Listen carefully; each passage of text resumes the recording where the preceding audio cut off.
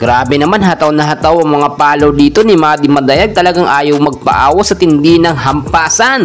Si Rondina, ibang klaseng hataw din talaga ang palo. Enjoy na enjoy ang laban kontra sa Akari Chargers.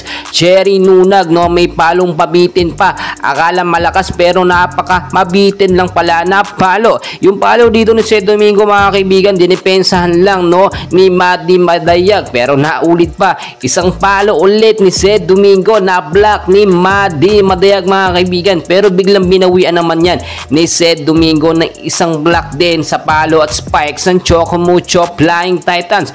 Well, mga idol, game day na nga po. Choco Mucho Flying Titans kontra dito sa kupunan ng Akari Chargers.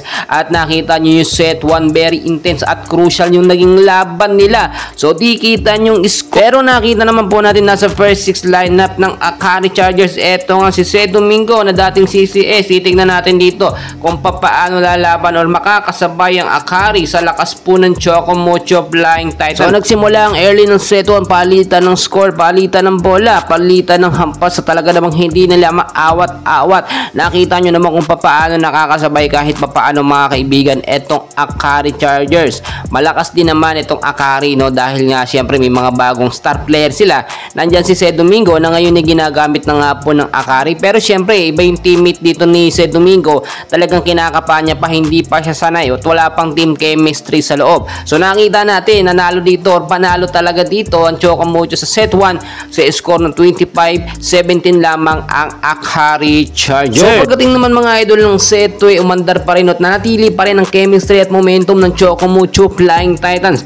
Do lumakas ng konti ang depensa ng Akari dito sa set 2 at talagang nakakasabay sila at nakakadikit sila sa score ng Choco Mucho dito sa early ng set 2 hanggang sa middle. Pagdating ng kalagitnaan hanggang sa patapos ng set 2 ay dito natin nakita ang tunay na chemistry at momentum ng Choco Mucho na nagpanalo sa kanila sa set 2. Natapos ang set 2 sa score ng 25 ang Choco Mucho, 22 naman ang Akari Chargers. Pagdating ng set 3, naging very intense at crucial po ang naging laban. Nakita nyo kung paano talaga naghahabol o sumasabay dito ang Akari Chargers, pero nakita natin yung momentum at chemistry ng Choco Mucho hindi po nawawala, mga kaibigan. Talagang may maipagmamalaki din ang Choco Mucho sa game na ito. Talagang totoo naman po talaga yun. Well, napakaganda ng laban, maganda rin ang pinakita ng Akari dahil nagagamit nila or binibigyan nila ng playing time itong si Seth Domingo, pero malakas din talaga ang Choco Mucho Flying Titans sa kanilang panibagong sistema.